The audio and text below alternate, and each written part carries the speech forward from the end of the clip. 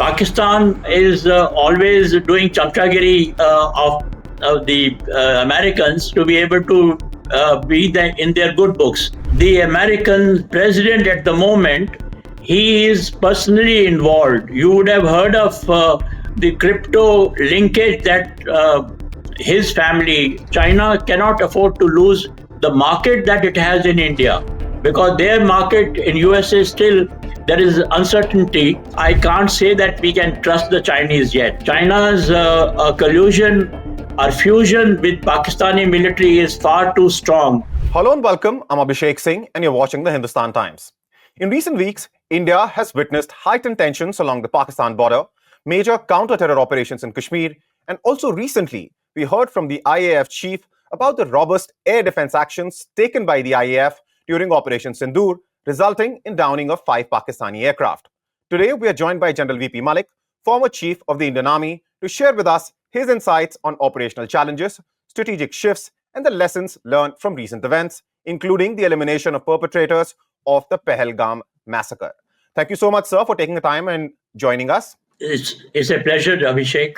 Sir, the first question is, of course, the IAF chief's statement, because he went into some detail and put all the doubts which are being raised both nationally and internationally. He talked about the fact that Indian Air Force and S-400 in particular, carried out strikes and downed multiple Pakistan aircraft. So what do you make of his statement? And do you think it was necessary for him to come out and address all of these questions and doubts which were being raised himself? Because this was being done at other levels, but yet these questions were continuously yet being asked. I think he did the right thing under the circumstances, because there were many people from our opposition parties also who were doubting that. I'm not talking of Pakistan and some other countries, but even our own political parties in the opposition, they were doubting the statement that had come. So when the chief of the air staff, when he speaks, I believe that is totally authoritative. And Abhishek, let me tell you, during my time when I was chief, number of journalists would tell me that they would believe what I say, and sometimes when the politicians say something, they don't believe them. So that is the credibility of the air chief coming on the air and speaking out all the facts that were there and giving his assessment of the situation. So he did the right thing. The only thing is that he mentioned about the losses on the Pakistani side, which obviously had been verified before he made that statement. But he did not mention our losses, which is again, it's a question of time. I suppose after some time people will get to know. But either during the war or very close to the war, generally we don't disclose that information. Right, sir. And so buying S-400 was not very easy for India, given, especially the kind of actions that we've seen from the US as far as India buying oil and Russian defense equipment is concerned. Of course, additional tariffs have been imposed on India. Final decision on that is yet to come. But in the battle, S-400 system definitely proved its worth. Yes, that's right. And you are absolutely right that when we were purchasing S-400 air defense weapons, that time Americans made a lot of hue and cry, but we persisted and we have got the first installment from them. I think the second installment is about to come, maybe early next year. And S-400, which has got a range of about 300 kilometers, that proved to be a very, very effective air defense weapon. And it was responsible for downing some of the aircraft of the Pakistanis. So this is one of the best system in the world today that we have for our air defense, in our country. Best system indeed, because it not only struck down Pakistani aircraft, but also recorded the longest surface-to-air strike. Having said that, sir, another issue over which some questions were being raised were, of course, where are the perpetrators of the Pahalgam massacre? And as the Home Minister pointed out and underscored this in the Parliament during the session, that all of them in a counter-terror operation in Kashmir have been killed. Your thoughts on that, sir? the area where they had carried out killed people in Pahalgam district, Bison Valley, that is a very thick jungle area as well as mountainous area. So in order to spot those 3 or 4 people who were there, I think there were three, it took quite some time. But finally, as the defense minister himself mentioned in the parliament, they were spotted, and a commando team of the 4 paras, they managed to kill them. All 3 of them have been killed now. It took some time, but then, as I said, it was inevitable that we will be able to spot them and kill them. And so the perpetrators have now been killed, and to some extent, whatever they did, that has been also avenged. However, what we have seen, sir, is the fact that along the India-Pakistan border, bad strikes, bad action as it is called, is still being carried out by Pakistan. We might have figured out a way to deal with, the terrorist activities which are backed by Pakistan by, of course, striking deep inside Pakistan. But as far as bad actions are concerned, do you think there is another effective measure that still needs to be figured out in order to deal with such things along the border?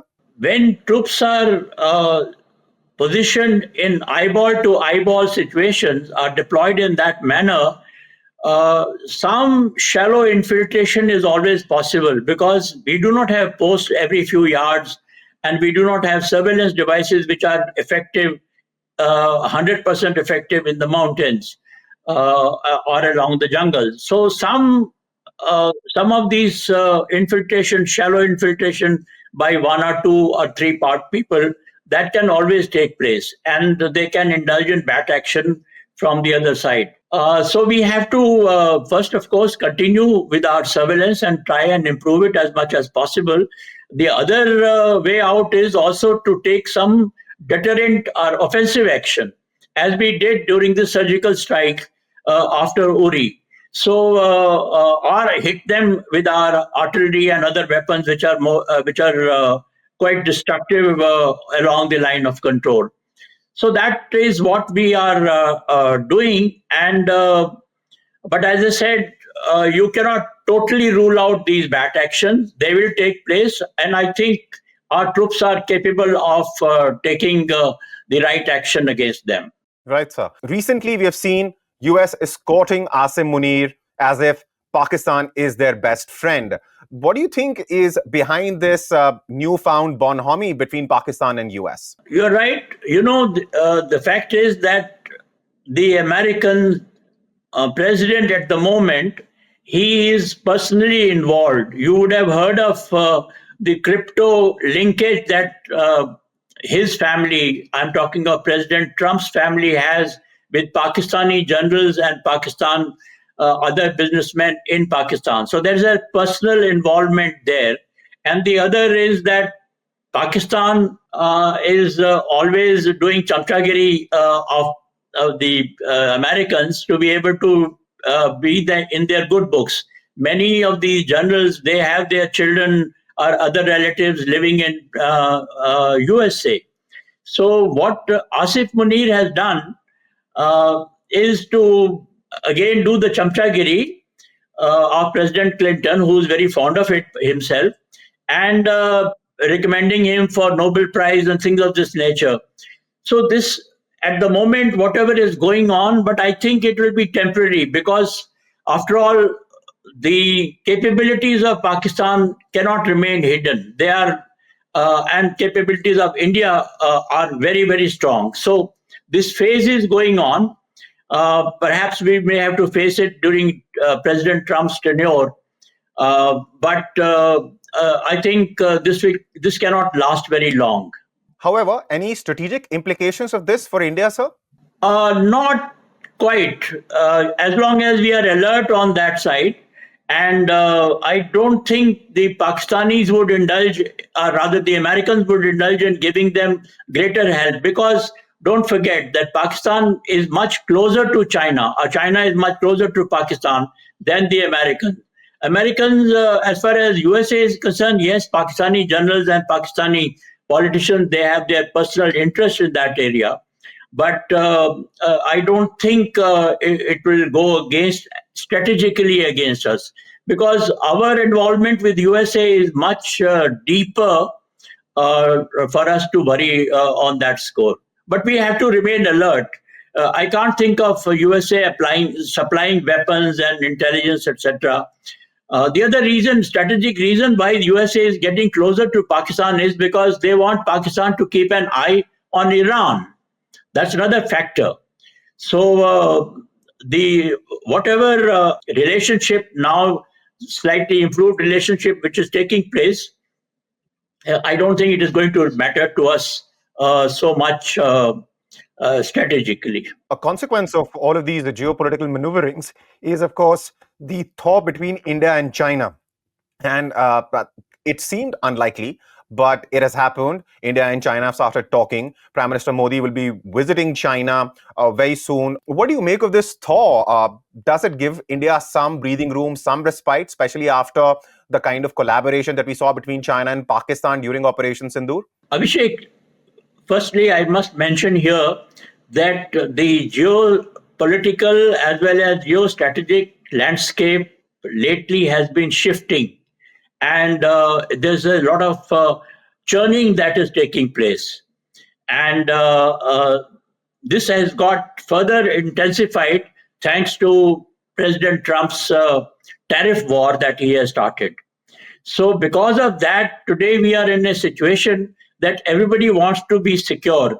At this stage, neither China nor India would want to have some kind of tension on the border where we have our troops deployed. Uh, again, getting into a war-like situation. We both countries want to avoid war. The other reason I can think of is China cannot afford to lose the market that it has in India, because their market in USA still there is uncertainty, and China would not like to lose the market, about 116 billion dollar worth of market in India.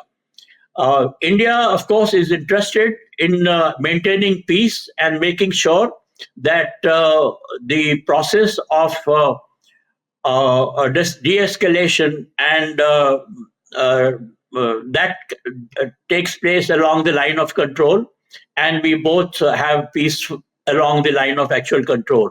So parties have interest in maintaining peace as much as possible. I'm saying as much as possible because I can't say that we can trust the Chinese yet. China's collusion or fusion with Pakistani military is far too strong, and we have to remain on guard. We have to remain on alert even after reinduction of troops take place, if whenever it takes place. So we have to remain alert, but under the geostrategic circumstances, the churning that is taking place, I think it is inevitable for both these countries to have some kind of better relations. And another thing that I must mention here is that America itself, I'm sure they realize it, but they are pushing us to have better relations with Russia as well as China, because the kind of statement that are being made by President Trump, the kind of tariff addition that he has started, 25%, which is more political than commercial. Also, they seem to be at the moment pushing us much closer to Russia and China, and that is again the churning that is taking place.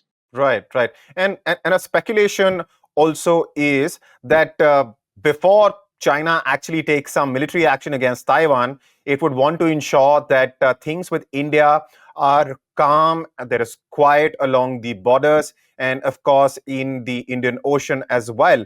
And perhaps that is why China is also taking advantage of what Donald Trump has done. Of course, this is speculation, but having said that, that does make sense, sir. Yeah, that is true. Though I do not foresee China, making use of force to capture Taiwan at the moment. At the moment, the kind of, as I said, strategic churning that is taking place, perhaps it is not a conducive period for that kind of activity from the Chinese side. But of course, that's a long-term objective that they have, and whenever they do that, they would like to have better international relations, particularly with India, USA, and other countries. To wrap this up, sir, let me circle back to Operation Sindoor and something that we noticed during Operation Sindoor, and that was, of course, the display of progress in Atmanirbharta in the defense sector. We saw a lot of indigenous systems, weapon systems, air defense systems work very well. And your comments on that, sir? Yes, you are right. Absolutely. I must mention here that Kargil war was primarily won because of our human resources. Their bravery, the way they overcame all the challenges that were there in those high mountains and high altitude area. But it was primarily our human resource which was responsible for getting us that victory. This time it was the technology, the machine that we have got, and they have been very, very effective. We discussed S-400, but I must also tell you that now we have got an integrated air defense system which coordinates activities of all weapons, small, big air defense weapons, whether they are with the Army, Navy, or the Air Force.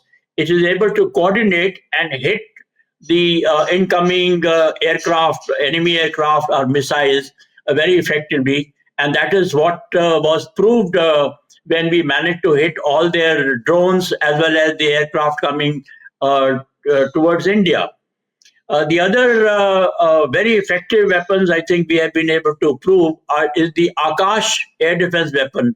That has been produced by us. Similarly, the artillery guns that we have produced ourselves, the missiles, the rockets, I think, and the BrahMos, of course, the most effective air defense as well as strike weapon that we have got. BrahMos were very, very effective.